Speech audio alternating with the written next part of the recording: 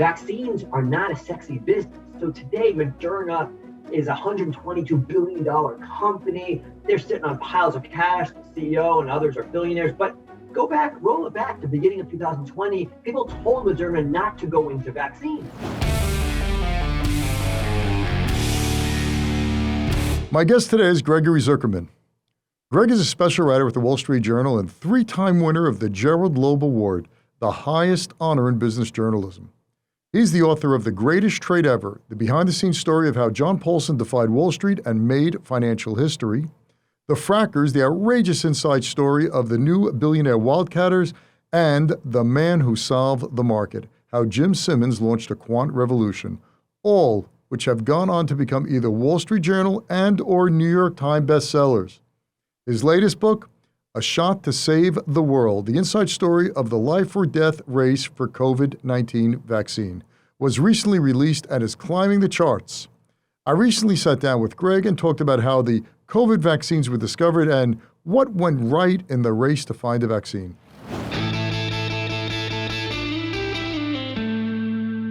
All right, Greg, I'm really excited for you to be on the show, and I want to thank you. I've been a big fan since your first book that I read, which was The Greatest Trade about John Paulson, and I read all your other books, The Frackers, which was a great book about wildcatting, and oh, by the way, I should take that back. I didn't read your latest book on Jim Simmons, which I got of The Man Who Solved the Riddle or the Market, or what is it? Man Who Solved the Market. Man Who Solved the Market. Okay, yeah, but I did read your latest book, A Shot to Save the World, the inside story of life or death race for COVID-19 vaccine. Did I get that right? The inside story of the life or death race for a COVID-19 vaccine. Outstanding. Thank you so much. Thanks so much. It was eye-opening for me, fascinating, these characters, these scientists that have effectively saved the world. So, and their story hadn't been told, so I wanted to do it. You know what I like about your writing? I like authors who write sentences where don't have 15 commas in them, where you have to keep remembering things. I like short, punchy, really just short, punchy text where it keeps moving along. And one story doesn't get too boring. And I saw in your book, I guarantee you, I'm sure you did this on purpose. Once a story developed one character, because you have a lot of characters in the story. I wish I had the Kindle version at the time because I could just look X-ray and see all the characters. But there were a lot of people involved. And when the story got a little, you dove really knee deep into it, we moved to another one. So you really kept the reader moving, but that's what you do, man. That's why your books are bestsellers. I have an approach, even a thesis, that a spoonful of sugar helps the medicine go down, meaning that I tackle kind of complex, challenging topics. My first book, as you mentioned, The Greatest Trade Ever, is about mortgages and credit default swaps and CDOs. My next one, The Frackers, was about fracking and this revolution in this country. The last one is about algorithms and AI and machine learning. And this current one is about messenger RNA and different approaches to vaccines. So what I try to do is build those stories around what I find interesting or even fascinating characters, because I think we can all relate to them and learn from them. And I'm somewhat selfish in that regard. I like to learn from these characters myself. They're all so interesting, and they accomplish things that have changed the world. So I try to tell it through the eyes of these characters. So, your first book on John Paulson, I love that book. I guess because I'm in the financial industry. So to me, CDOs, you didn't have to explain much. I think I read that in one sitting. It was so fascinating because I lived it, watching it play out. And it was really, really great stuff. How do you pick? This is your first book that's about science, really, right? The other one was about oil. Frackers Kills, you talk about how it upended the oil market.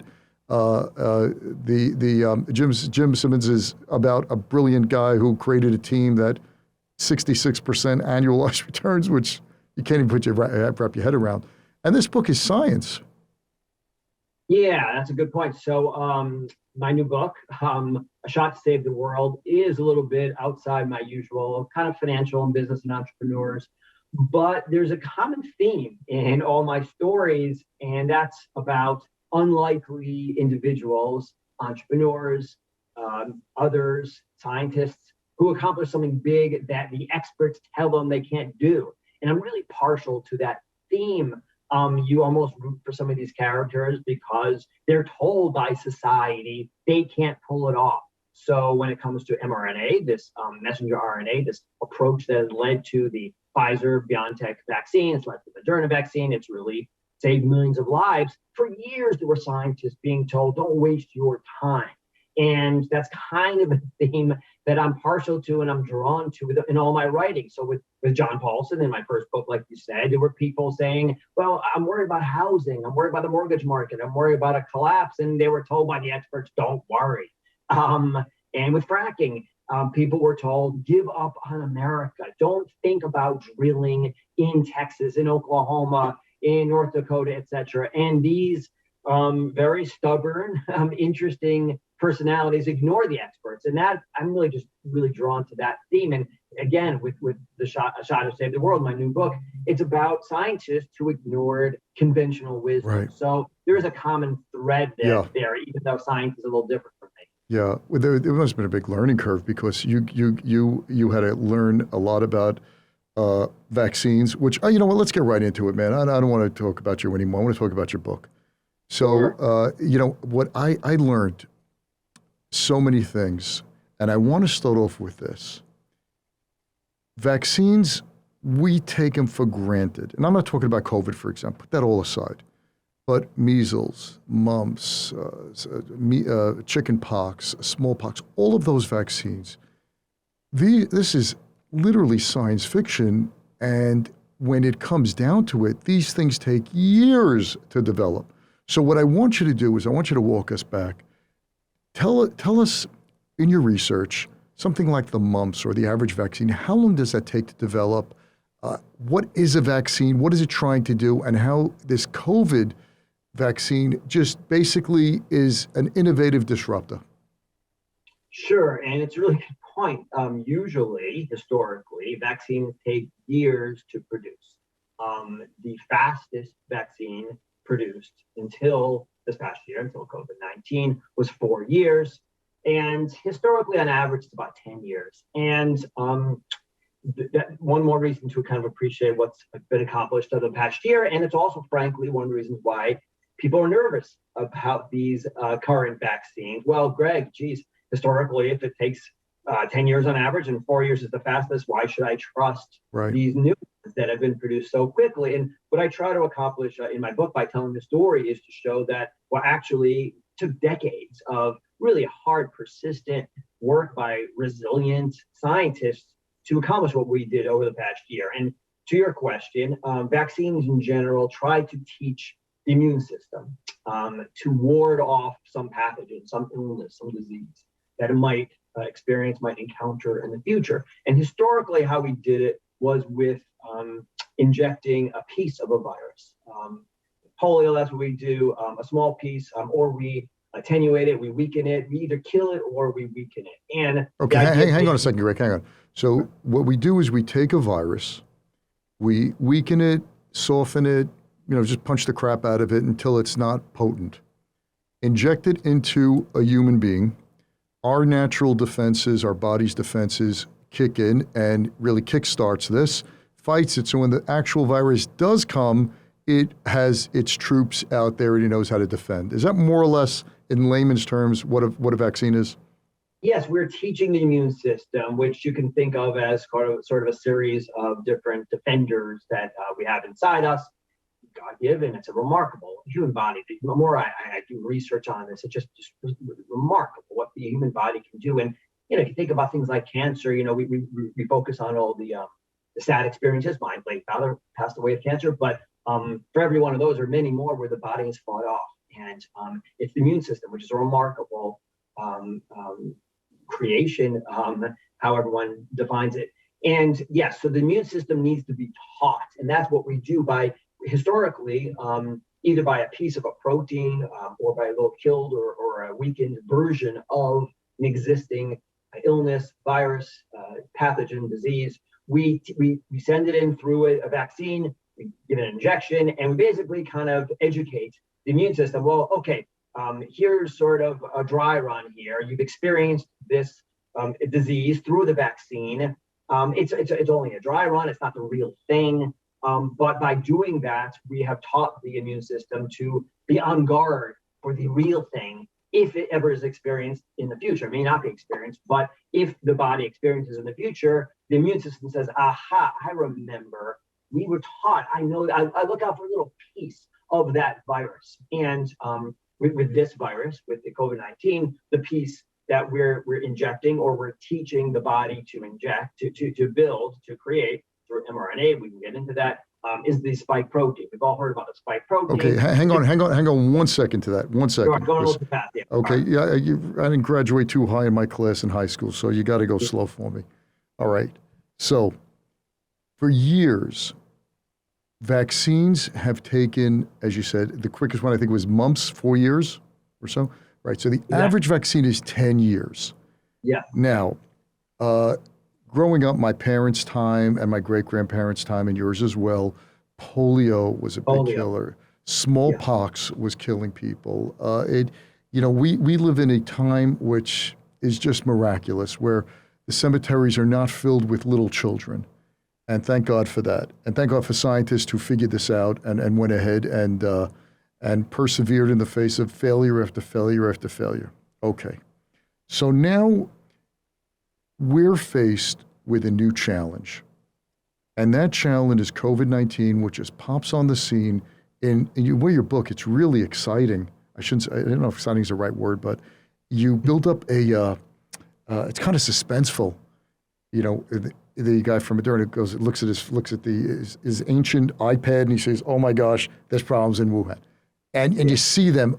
Because that's something that we all could relate to. I remember hearing about this, and I went on a plane. I just want to tell you this quick. I went on a plane in January time, and there were a few people, January 2020, and there were a few people wearing masks and wiping down their seat.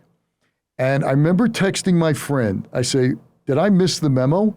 Like what the heck's going on here?" She says, "Oh, a bunch of crazies. What's up? Yeah, there's something in China. Don't even sweat it." All right, and that was it.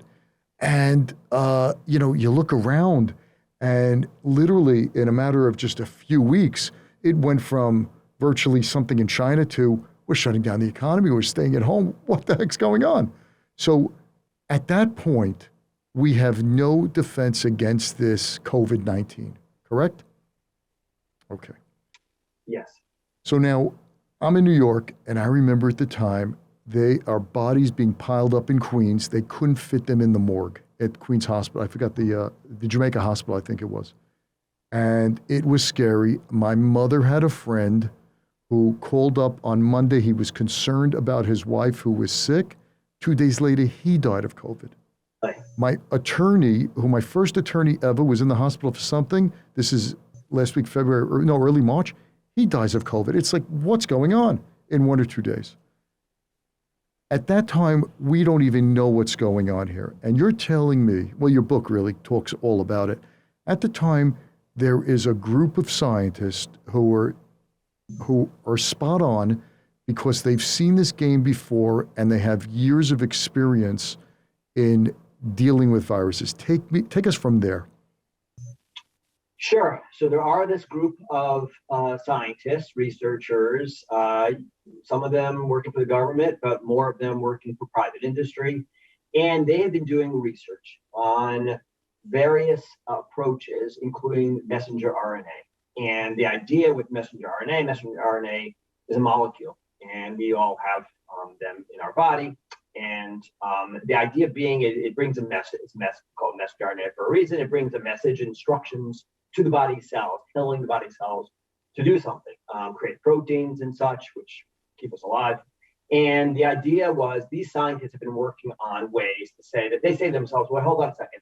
If our body relies on these messenger RNA molecules, mRNA molecules to provide instructions to our cells, what if we created messenger RNA molecules in the lab, put them in a vaccine, injected them into the body through various means, and you incorporate it, you enclose them in these things called lipid particles, nanoparticles, but not really important, and inject them into the body. And basically, we make the body into its own drug manufacturing facility. In other words, we create ourselves, our body. We rely on our immune system, which is just phenomenal, remarkable creation, and we have our body's immune system create whatever it is, the protein, whatever it is to ward off disease. So let me stop. So instead of bringing an outside agent, that piece of virus, and telling the body, I want you to kickstart from here, what we're doing is we're really, I shouldn't say tricking, but having our own body teaching our own body to fight this without an outside agent coming in by rewriting the script. Is that more or less it? Yeah, I mean, it is an outside agent in that messenger RNA is created in the lab, and it's something that we inject in ourselves, but it's not as dangerous as injecting a piece of the actual virus. So I read a lot in my book about the search for an HIV vaccine. Yeah. It's still ongoing, and for obvious reasons, it was too dangerous to inject a piece of HIV into the body. And there are other pathogens also we're just a little nervous about. We could have done that with COVID-19 too, but we didn't need to because there was this research being done below the radar screen, away from the limelight, by companies like Moderna, which no one had ever heard of, or few people had heard of going into 2020. And those that had heard of Moderna were skeptical about the company. As I write in my book, the leader of the company, a fascinating guy, Stéphane Bancel, a Frenchman, was a businessman. He wasn't a scientist. People thought he was overdoing it. He was exaggerating. Some people compared him to Elizabeth Holmes, who's now on trial for fraud. And people didn't believe. He was saying, hey, we are making progress working on these messenger RNA molecules in the lab, in our lab in Cambridge, Massachusetts. And people scoffed, people made fun, people mocked. Not only scoffed, but his investors told him, don't even go into this because it's not going to be productive. You're going to be pissing money down a hole. Right. So, and others as well. I read about this company, BioNTech in Germany. They were making progress below the radar screen too. And by the beginning of 2020, people were skeptical about both these companies, and yet they stepped up. So getting back to your point, there was all this research being done on this new approach using mRNA molecules to creating vaccines, but nothing had been proven. People were skeptical. There were all kinds of doubts, and yet they pulled it off. So while you and I in January 2020 were looking at this virus, and I remember going through an airport in London thinking about whether to put a mask on. I was with my two sons, and we were coming from Israel, and they wore masks because they were a little worried, more nervous. You know, in some ways, the next generation sometimes could be a little more hesitant than this current one. And I looked around, and people were giving me odd looks, and I was a little embarrassed. I took my mask off, and remember back then, Fauci and other people were saying, "Don't wear masks." Right. That was the conventional wisdom at the time. Right, and they said it was worse. They said that wearing the mask was worse. Yes, it's exactly. I remember telling my boys that. You know, they say that you're tugging on it, you're pulling on the mask, and it's going to make it worse, etc. So, you know, that's what science is. You learn along the way. That's what scientists do. It's a scientific process. So while we were all skeptical and you know, there were so many warnings over the years. Oh, yeah, right. There's going to be a new illness and a new pathogen and new disease in China. Yeah. It's not going to affect me. These guys in Boston, in Germany, in places around the world that I write about in Oxford University were convinced that a pandemic was on the way, and they were convinced that they had an approach to save the day. And what I find really fascinating is that it shouldn't have been these characters. It shouldn't have been this company BioNTech and Moderna and Oxford University and this scientist named Dan Baruch in Boston, all the people that I write about in my book. It should have been Merck. It should have been GSK. It should have been Sanofi. They are the vaccine giants. They create Merck creates this MMR, the one that we give all our kids, the measles, mumps, rubella, and yet they didn't. They let us down, those companies, and it had to be these unlikely characters that I write about. Wait, 1 second. Why did? Because you wrote. I learned so much about Merck and that famous, their famous immunologist Hilleman, I believe his name is. With John, was it John? Yeah. Okay, John Hilleman. Yeah. This guy was the god of vaccines. He came out with, I don't know. Tell me what they were. This guy.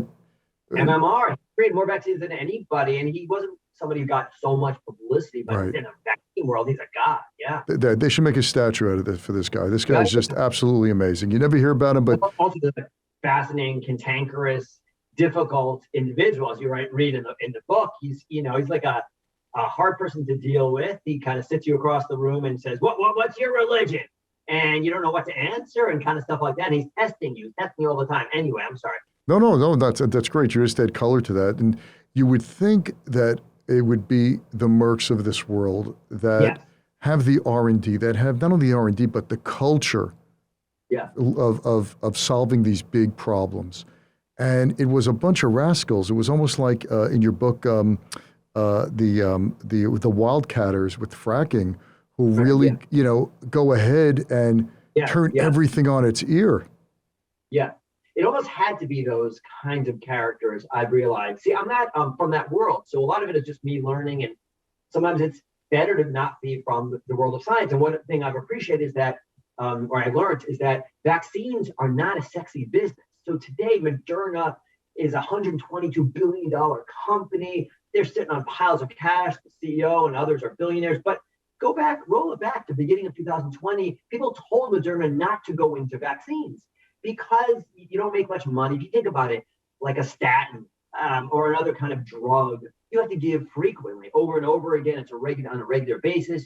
If you're a producer, you're a drug company, you make tons of money that way. If you're a vaccine company, you give it out maybe once a year, like a flu vaccine or something, maybe even more infrequently. And how much can you really charge? You get pressure from third world kind of countries. Oh, you should be charging much less. No one really wants to go into vaccines if you can avoid it. And for years, as you read in my book, Moderna didn't want to be in vaccines. Originally, they were called Moderna Therapeutics. Therapeutics is not vaccines. They were trying to be into drugs because that's where the money is. But they struck out in therapeutics and in drugs, and they had to resort to vaccines. That's the only place they were making any progress. So companies like Merck I think they kind of slow-footed it. They weren't so into coming up with a vaccine for COVID-19. Yeah, they'd get some fanfare and some respect from others, but they make so much money in cancer and other kinds of areas. It had to be the BioNTechs and the Modernas and these kind of companies and Novavax that I write about in my book because they were overlooked and weren't making much money and didn't have any prospects elsewhere. So we were saved by really unlikely characters and scientists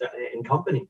And, they were going door to door to raise money for the labs and everything. They had no money to do it. When I was reading it, I'm not naive. I'm from New York, so you take that for what it is. I don't get fooled easily. But it wasn't a business proposition for these three companies that you follow. It becomes a religion. It becomes a cause. It becomes a mission. Because to look stupid time and again and to be told, it seems these guys were really on a mission to save humanity. Am I wrong with that or not?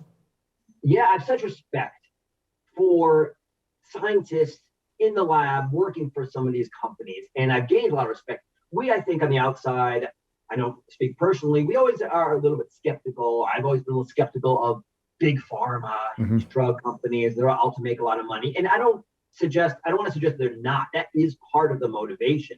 But there are these researchers within the companies. There's a company, Novavax, I write about, which I think is, they've produced a COVID-19 vaccine. It hasn't been approved yet, but it looks like it could be better than any other. And for years, we're talking years and years, over a decade, they made slow progress. They ran into frustrations. They had disappointments. And yet these sort of average researchers could have gone elsewhere. They were well-respected and had a lot of talent. They could have gone to the Mercks of the world, and yet they kept working at it because, like you said, they become a little obsessive and they become convinced that they can help and they can save lives. And yes, again, there's a lot of there are other motivations too. I'm a big capitalist, and I think to be able to make a lot of money is part of the incentive, as is becoming famous and getting the respect of your peers. But saving lives is a huge part of the calculus for these researchers, and I've come to really respect that motivation among that drives most of them, if not every one of them. Back I think it was in March. When did President Trump have all of them over to the White House? Yeah, it was March of 2020. March, I remember. Okay, so every night, if you recall, at around 6:00, President Trump gave an update of what was going on, and it was broadcast on all the major media outlets, and it was really depressing. You were seeing people die around you or get really sick. At the time, I just one or two died really quickly, but people were getting sick. Yeah, and they didn't know what to do with them. Putting a friend of mine, 13 weeks, 50-year-old guy, was on a ventilator. They moved to Cleveland, and he died, and he left 5 kids. It was just tragic, and. Now that we have a vaccine and people have stopped dying at such a quick rate, It's like, oh yeah, it's like after you go off the roller coaster, that wasn't so bad. Well, it was bad, right? It was really bad. We didn't know when we were going to go out again, and it was, forget about where the pendulum swung with the, let's put all that aside. People were dying, hospitals were filled to the brim, they couldn't accept people, and there was no daylight. There was no daylight. So now, on March something about, they mentioned that the president was having all the heads of the pharmaceutical companies. And knowing Trump from New York and knowing people who knew him very well, I felt good after that, hearing that meeting. I really did. Because if anyone could corral these people and motivate them and move them and talk plain to them and say, get off your ass and get something done, it was him. And you describe that meeting in the book where it was originally going to be in the Oval Office, I think, but they had to move to a conference room because there were so many of them, it was all crammed. Walk us through that, because at that point, to me, it just resonates because that was the turning point. I think that's when we were marshaling all our forces together, where you had government and the private sector coming together, said, we're going to beat this. It's funny to say that as a turning point, Charles, because that meeting was a turning point for Pfizer. So Pfizer participated in that meeting. And yes, as you say, basically, President Trump called a meeting of the top drug executives from the country. And there were maybe one or two from each of these different companies, and Pfizer sent, I think, one or two people. And they all marched in there, went through security, got to the Oval Office area. Everyone realized there were too many of them, and they used another conference room, which was still pretty cramped. If you look at the videos, you can see it. And that was sort of standing room only in the back. And President Trump went around the room asking, where are you? How long do you think it'll take? And he kind of encouraged people to go faster rather than slower. And what was interesting is that, and I'll write about it in the book, one of the top guys at Pfizer, he participated in the meeting and he gave the update, and they were working on both drugs and they were looking into vaccines at that time. But he came away from the meeting himself saying, wait, hold on a second here. This is serious stuff. And this is changing the world. And it's funny, you could be so close to it. And a company like Pfizer is working on so many different things at one time. And they weren't really focused on COVID-19 until that meeting. And I read about how the executive's flying back and he says, wow, we need to focus. We need to get going. We need to really accelerate our research. And then they made this alliance with this company, BioNTech in Germany, which wasn't at the meeting. And the rest is history. They created this remarkable vaccine. So I think President Trump and his administration should get a lot of credit. They deserve a lot of criticism for not being sufficiently focused on COVID-19 and the virus before the vaccines were developed, and the rollout was disappointing in a lot of ways. But Operation Warp Speed is historically really important and remarkable. And they played, if you talk to Moderna, you talk to these other companies, Operation Warp Speed played a huge role in getting this done. These vaccines done as remarkably fast as they are. And you got to take a step back. And I think you alluded to this earlier. These vaccines are among maybe the most important accomplishment of modern science. Yeah, and I think we all as a nation, Republicans, Democrats, everybody should be embracing them and be proud of the American and other kinds of scientists that are responsible for this accomplishment that have saved so many lives so quickly. And frankly, to think what they may accomplish next, I can't wait to see. So my story, I tried it to be a positive story. Believe it or not, it's about this COVID-19 and millions have died, and it's a sad story in so many ways. But I believe there's so many stories written about what went wrong. Mine is about what went right, and I really have come to appreciate what they've accomplished. Yeah, and I want to get back to that conference room. As they're going around the room, I think it was Moderna who said that we can get it done in less than a year. Yeah. And at the time, as you write, the experts were saying 18 months, 2 to 4 years minimum. Moderna says 1 year, and Fauci steps in order to temper the expectations and says? Yes. Yeah. He said, well, I'm not sure. I don't think so. Let's slow down. Let's not get overexcited. And I get it. You don't want to get people over enthusiastic and raise expectations.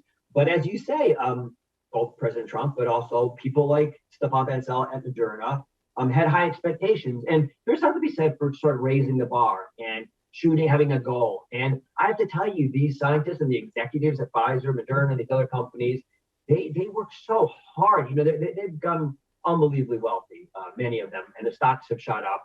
But we also have to give them credit and appreciate they've been going 24/7. They've been working. Because of people. Put all the work on the side for a second. I'm not minimizing that at all. But Sure. as viable businesses to pay the rent, they were broke. They had no money. They were going to investors, and investors were turning them down. They're working on something to save humans throughout the world, not tens of thousands, but millions. And they almost they were zealots. They were saying, no, this is a mission. And I was reading, and you really put the reader in that seat of going door to door and trying to raise money. And they really are, right? They're going hat in hand to raise money to keep the labs open. They know what it's going to cost to make these things. They know what it is. And they're getting turned down just to get up in the next morning and reach out and try to get more money. I think the average human would have stopped. I agree. And it's even more remarkable because Stefan Bancel, the CEO of Moderna, he made his reputation as a fundraiser. For years, he was able to put money from investors. And people were jealous, frankly, in the biotech world. Why is he able to raise so much money? He must be exaggerating. There's no way they could raise this much money. And he's a salesman-y kind of guy, but he's also very persuasive and convincing. And yet, so his whole life, he's able to raise money. And yet, when the chips were down, when they needed money for this vaccine to develop the vaccine, we're talking the spring of 2020, he could not raise money from investors, from public bodies, from foundations, endowments, charities. He went, as you say, kind of door to door. And he went back to people that rejected him. They closed the door in his face. And they kept telling him, stop going this path. Get back to your business. This is not going to make you money. Yeah, his own investors didn't want him to pursue this. And he was risking his reputation and his company's reputation. And yet they persisted. So I give them all kinds of respect. And frankly, I don't think enough has been appreciated that Wall Street stepped up to save the day. So Operation Warp Speed was really important. The money from all kinds of endowments and charities, et cetera. But that money came a little bit later. It was a key equity deal, stock deal, done in, I believe it was May of 2020 by Morgan Stanley, where they wrote a check to Moderna for $1.2 billion that they were desperate for. They were running out of money. They had no money to produce these vaccines. They had already created the vaccine. It looked effective. It looked like it was going to be saving people, but they had no money to buy the vials, buy the containers, buy the syringes, all that kind of stuff, manufacture it properly. And it took a deal on Wall Street by investors to give them that money. And then Moderna said to their head of production, go, spend this money and go produce it. And the rest is history. So a lot of really important roles were played by unsung, unappreciated characters, even people on Wall Street. Yeah, the terrible capitalist system, huh? Yeah, right. Right, that saved most. So you're right that the COVID-19 vaccines have helped prevent more than, these numbers are just staggering, 279,000 deaths and averted over 1.25 million additional hospitalizations. And that number's probably an old number by now. You know, it's a few months old, and that's not my data. That's according to a data produced by Yale University. Right. So, it's always, once again, you finish the roller coaster ride, you're serious, it wasn't so bad. But folks, if you remember at the time, hospitals had no room. We had a ship docked in the, I think it was in the Hudson. Was it the Hudson? I think it was the Hudson, a aircraft carrier, Nimitz, maybe? No, not the Nimitz. It was what do you call it? A hospital ship. Because we didn't have room, and the Javits Center was going to be used because we didn't know what was going on. So now to think, it was a farce, or it was our immune system or herd immunity. Unfortunately, with all due respect to these people talking, they don't know their ass from their elbow when it comes to what was really happening. We like to look back in hindsight and say, it wasn't so bad. This was terrible. Oh, Charles, you made the point earlier. It's a great one that even scientists, even the experts were saying, maybe we can come up with a vaccine, possibly not, maybe one in a few years, not clear we can get one. Hey, maybe it'll be 50 or 60% effective, like the flu vaccine. To have vaccines as effective, and they're not foolproof, and they're not perfect vaccines, but they're as close to them as we could hope for. And we need to be grateful and appreciative. I agree. So why do you think, Greg? You're a smart guy. You researched this. You spoke to a lot of these people face to face in your interviews, right? You interviewed close to what, 300 people or so? 300 plus. Yeah. 300 plus, right? Yeah. Okay, you're a seasoned journalist. You're an investigative journalist. You look in people's eyes. You hear that they talk. You can pick up the crap from reality in a heartbeat. And the way you write, and I don't know all of these interviews that you did, but the way you write, these people were driven. They were on a mission. It wasn't only the money, and money was secondary in a sense. They wanted to get this done. And here's my question.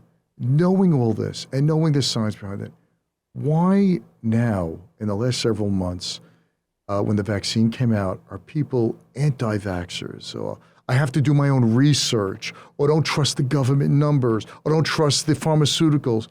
What the freak is going on here? So I'll give you two answers. One is that sadly, everything in our society is politicized. And I for my earlier book, The Frackers, I drove the country, places like Texas and Oklahoma, North Dakota, parts of Pennsylvania. And I realized how, I'm this East Coast guy, right? I live on the East Coast, New Jersey, my wife's from LA. We all have these images of others, people that are not like ourselves. And then when you get to meet them, when you get to meet other people, you realize how much in common we all have. And there are good people everywhere, both East Coast, Middle America, everywhere. And we're all Americans, and we believe in similar things. But you may not always realize it and think it and believe it, but we do. And yet, for whatever reason, I think everything's politicized. So everything today is black or white. You either pro energy, so I hate fracking, or drill baby drill kind of thing. There's nothing in the middle today, and you have to take sides for some reason. Everything's tribal. It's my side against your side, my team against your team, and I'm a Democrat, I hate the Republicans, or vice versa. And everything that comes up, be it abortion, be it energy drilling, everything there's no nuance anymore. There's no taking a step back and thinking, well, okay, these vaccines are not perfect, right? Originally, they were 95% effective. They're less so now. There are side effects. There always are risks with anything. I step out, I drive my car, there's a risk. I step on a nail, I get a tetanus shot. I don't look into see, what the history of it is. I realize that it's probably not a perfect vaccine, but I need it. Sadly, everything now is a fight in our country, and it's a sad reflection of where we are as a people, and we need to spend more time getting to know each other. I remember I went to a breakfast years ago, and it was about politics, and I think Michael Bloomberg was talking, and he said one of the issues is, and I kind of find it fascinating, one of the issues in Washington today is one of the problems is transportation, air transportation specifically has improved such that congressmen and women, they all go home on weekends to see their constituents on Friday. And it used to be that they all hung around Washington and got to know each other. Republicans and Democrats, they had drinks with each other, coffee, etc., meals. And they realized that the other side is not evil. And we don't have those interactions like we used to. And I find it so sad. And again, I love traveling the country and going to little towns in Oklahoma. And, I keep kosher, and they were appreciative of that. And I was a little wary, I'm sorry, I can't really eat with you. I'll have like a salad, or I'll have a soda, but I can't, have a burger with you or steak. And they were fine with that. I was a little nervous about that. So there's just not enough of that interaction. And with every subject, vaccines or others, it's either pro or against. I hate it, I love it. And the other issue I was going to say is that it's a do-it-yourself kind of world we're in, where people are skeptical of authority figures, be it scientists, be it doctors, your own internist. He's treated you for years, and yet he suggests, you should probably get a vaccine. Wow, what does he know? I'm going to go on YouTube and find my own expert. And listen, I'm not some big believer that you defer to the experts all the time, but there's a reason, people have spent years in medical school and perfecting their craft, and we should acknowledge that effort that they put into it, and that they're trying to help. They're not trying to hurt. So I think we should be a little more modest, maybe, in our own beliefs and our own understandings of the world, and be deferred sometimes a little more to these experts. You know, you bring up a really great point, and I've been saying this for last year or so. Anger drives out reason. When you get angry, you don't. It's not you become uh, uh, closed off. You don't think clearly, and there's a whole bunch of biological events that happen in your mind, your oxygen, and so on and so forth. But anytime, especially in investing, when I feel I'm getting emotional, I stop what I'm doing and I take a walk. A friend of mine told me a great thing years ago. I was on a board of our school. I was the treasurer, and I was so upset with something that just happened with the administration. Something about scholarships they wouldn't allow, whatever it was. And I called up the president, who's a good friend of mine, and I said, "Here's what I want to do." He goes, "That's the wrong thing. Your first reaction's your wrong one because you're thinking out of anger and emotion. Go take a walk. Sleep on it." Next day, it made all the sense in the world. And I think that with this vaccine, it's it's not only politicized, it's we become so angry we're not thinking, and we think life is a zero-sum game. If I'm right, you have to be wrong. There is no validity to what you have to say. If you're right, that means I'm 100% wrong, and that's where the fighting comes. That's one point that I think that our society's gotten to. It's just an observation. And the second thing is, you used to go into a room, and you definitely remember this before iPhones, and you sat waiting. You struck up a conversation with the person sitting next to you. Mhm. Today, everyone just buries their head into a phone. You went on an airplane. I do this all the time. I was always interested in, I still am interested in people. I'd sit down, hi, and I'd introduce myself, where are you from? Today, when you're on a plane, they're just heads down. You're sitting with someone 6 hours on a plane, literally 4 inches from you. You're sharing elbow space. We get to know nothing about them. It's just absolutely staggering. Yeah, that I totally agree. That goes back to my point about just getting to know each other. And frankly, that's why I do what I do for a living. I'm privileged that I can get to know, I can talk to all kinds of people. That's what I do for a living. I ask questions of others, and I get to hear different perspectives. That's sort of the onus is on us as journalists. We don't always do a great job of it, but we need to do a better job of just getting to know all kinds of people out there, and you get different perspectives, and you got to give people the benefit of the doubt. It's something I work on myself, and the emotions, and we all get into these habits of exaggerating and using hyperbole. So the people that are against vaccines, maybe they have a decent point. Maybe it's not for them. I don't know. I don't agree with them. But sometimes they'll use this language like it's like Nazi Germany. And, those of us who've had family who have had firsthand understandings of the horrors of Nazi Germany, it's just outrageous. And I get why they're doing it. I don't think they're being anti-Semitic. I think they're trying to exaggerate. Everything's hyperbole. It can't just be bad. It's like Nazi Germany bad. And we need to tone it down on both sides, and just get to know each other a little bit better and give each other benefit of the doubt.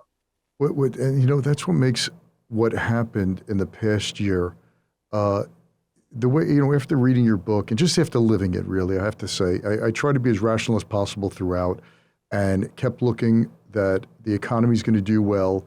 And I was telling my subscribers at the time that we're going into SaaS companies, subscription as a service business, where you don't need a retail location, that business will keep on, that regardless of the virus, businesses still need to be done. It's going to be done with commerce because, there were winners and losers because of this. And we're going to come out okay. This economy and our form of government and our system of taxation, our system of government is such that out of all the countries in the world, we're going to find the solution. And we did. And we did. That didn't happen by accident. It wasn't China or Germany or England which found the solution to this problem. It was us. And that is not an accident. That's everything about America that makes America great. And, going through this, you look and you say, looking back, this was such a sea change in the way we fight viruses, and the way we really put a virtual stop. I know it's not 100% to a pandemic that, it's even though it's recent, many of us put it out of our minds, but how many people were dying a day? 2,000 to 3,000 people a day or so. That was one 9/11, and we're both in the New York area. That's one 9/11 a day. Yeah, I want to go back to your earlier point. So there's real good reason to think that had this not happened, had these vaccines not been developed, this could have gone on for years, because the drugs are good, but they're not great. We haven't really come up with one that's as effective as these kind of vaccines. So it's important to be appreciative, and it's also appreciative of America. So there's so much that is that my. Should I cut that? I think you're beeping somewhere. Apologize for that. There's so much to appreciate about this country that I don't think we're as conscious of. There's a lot to be unhappy about and worried about. But as you had said earlier, when you talk to a Stéphane Bancel, he's a guy from France originally. He's the CEO of Moderna, got a thick accent. When you talk to the CEO of BioNTech, Uğur Şahin, thick German accent, he's Turkish originally. They all say that these vaccines could not have been developed anywhere but America. And that's partly because of the capitalist system. They were able to raise the money. There were investors that were willing to, without any earnings, these companies invest in them, back them. And I've become much more, it's a good reminder for even people like me who work at the Wall Street Journal and believe in capitalism, about the possibilities of capitalism. So while we are down and discouraged about a lot what goes on in this country, we still have a pretty good system here. And it, like you had said, it suggests that really only in America could these vaccines have developed as quickly, effective vaccines as quickly as they are. Yeah, we're still living through, it's like, you're living through the Renaissance. You don't wake up every morning and say, hey, I'm living through the Renaissance. We're living through such a monumental time where just a year ago, where things were so bleak that a vaccine was created in record time, given out to the American people. I think now at this point, and we're looking at November 2021, where close to 70+% of the population is vaccinated. Was that more or less? Not quite. I wish it was that high. What was it? Yeah, 65%. 65. Okay, still a far cry from where it was, back when it first started. It was 10%, 12%, whatever it might be, and 65 still huge. What they said, the best we're going to probably do is 70, 75%, because you'll have 25% of the population. I'm not vaccinated, for whatever reasons, whatever it is. But I think this will go down in history as what happens when a capitalist system is the soil for when innovation and entrepreneurship and calamity all converge.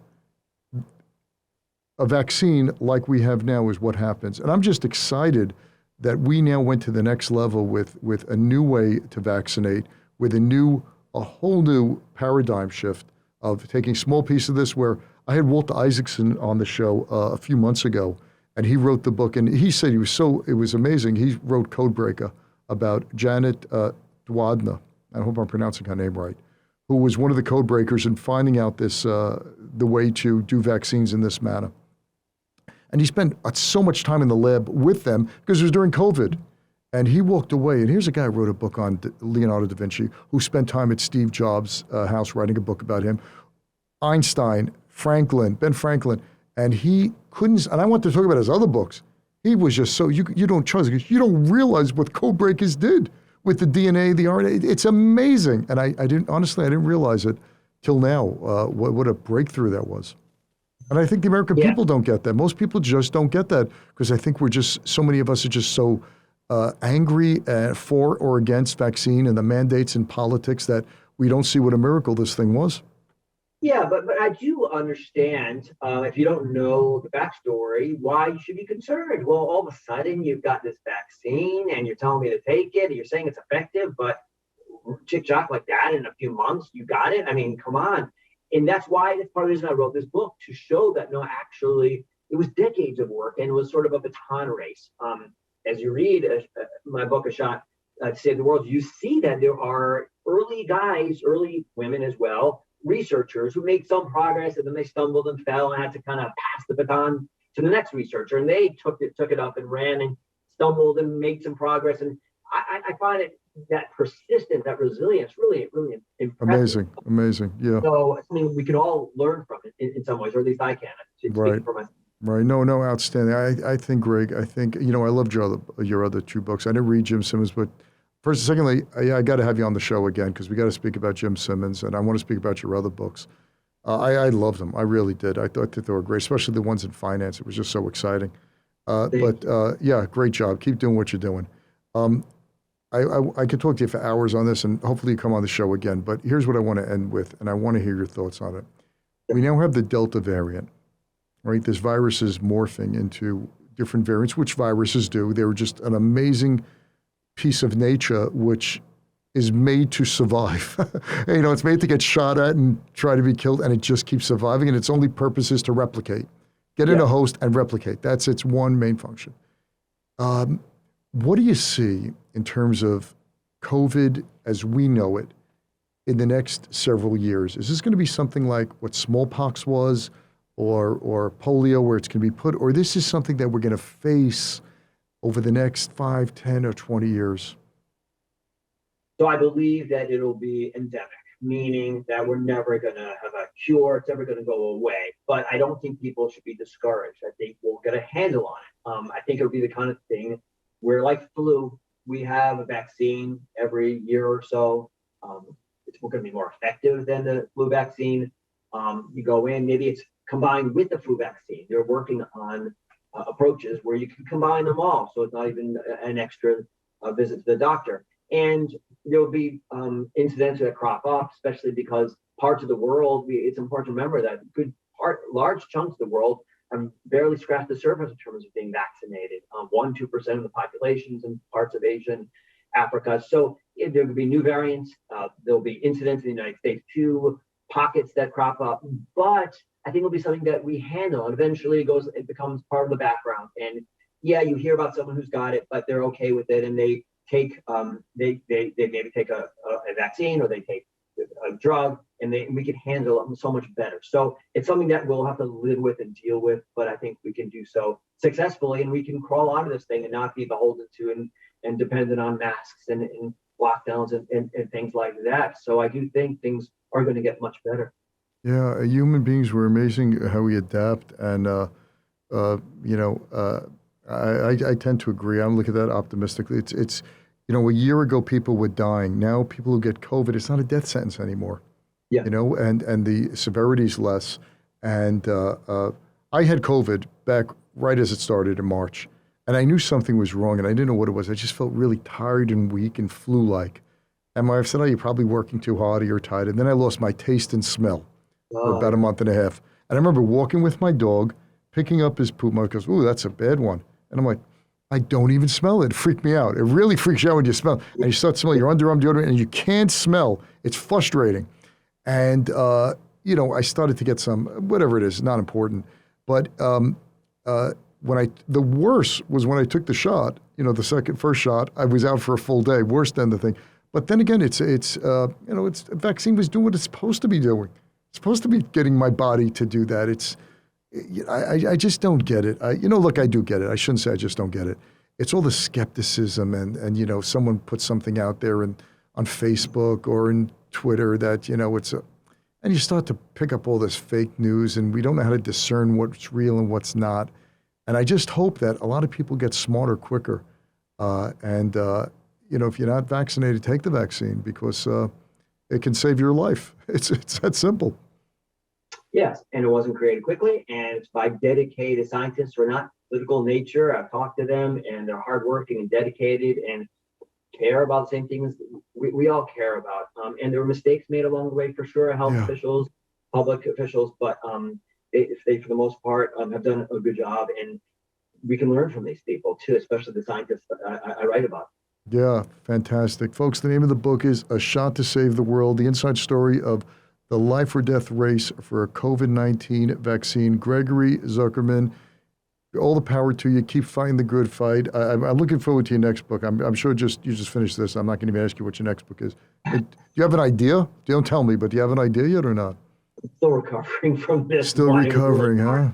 The science and the getting people to talk and getting people to open up. But I'm open to suggestions. People should reach out. It's also with constructive criticism. Some of my best sources are people that read a book and they say, "I liked it, Greg, but here's something that you should be thinking about." And I love that kind of stuff. So I'm open to that kind of stuff. But I'm always thinking of the next topic. Yeah, but at this time you didn't have time to breathe, because it was happening in such a compact span of time, and you had to write this down, and you didn't want to write something that was wrong. So you probably checked every fact 58 times, and the story's developing. It's not like the financial crisis was over, Paulson made his money, or Jim Simmons had a big track record, all the frackers are producing. Here, the story's still playing out. Yeah, it was a difficult endeavor on my part. I kind of made a bet early on that these vaccines would probably work. So I got to know the people working on them, but it wasn't clear they would. It wasn't clear who would pull off the vaccines. I had to shift kind of gears along the way. Wow. And as you said, I'm not a scientist, so the advantage is I can maybe present it to the populace because I'm not from that world, so I don't use all the jargon and it's not as confusing as might have been. But the challenge is understanding the science. So Right, yeah, I right. hired a local PhD who was my tutor and helped me, and I found all kinds of scientists. They were remarkably helpful and cooperative, and they were willing to read chapters and tell me where I got it wrong and where I misunderstand things and work with me. And I'm so grateful to those people for helping.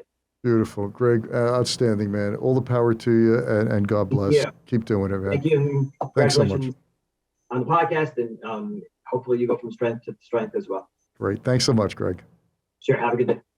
Thanks for listening to this episode of The Charles Mizrahi Show. If you're a new listener, welcome. If you've been listening for a while, we're glad to have you back. Either way, we'd love to know what you think of the show. Please leave a review if you listen on Apple Podcasts. Reviews make it easier for others to find the show. You can also see the video of the interview on the Charles Mizrahi Show channel on YouTube.